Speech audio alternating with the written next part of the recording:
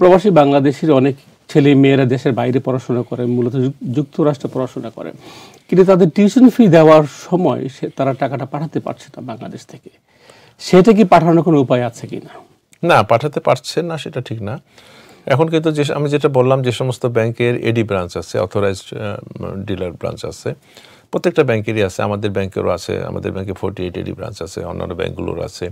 সেই এডি ব্যাংকে যে উনি যে ওনার যে স্টুডেন্ট, উনি যে ইউনিভার্সিটিতে ভর্তি হলেন সেটার ডকুমেন্টস সহ উনি কিন্তু একটা স্টুডেন্ট ফাইল ওপেন করতে পারেন। এবং সেই স্টুডেন্ট ফাইল ওপেন করলে ওই স্টুডেন্ট ফাইলের মাধ্যমেই উনি কিন্তু সেই টিউশন ফি সহ অন্যান্য খরচগুলো মিট আপ করতে পারেন। তাহলে সেই সংকেতটি এখন আর নাই। আমরা আসলে গত বছর পর্যন্ত অনেকের কাছ থেকে ফোন পেতাম যে আমার ছেলেটা কলেজে পড়ে, তার টাকা পাঠাতে পারছি না বাংলাদেশ থেকে। তো যাই সেই সংকটের সমাধান একটা মানে হয়তো এটা গত বছরে কোনো ব্যাংকে, সব ব্যাংকে না, স্বাভাবিক কিছুটা ডলার সংকট থাকার কারণে অনেকেই হয়তো স্টুডেন্ট ফাইল খুলতে অতটা এনকারেজ করতো না।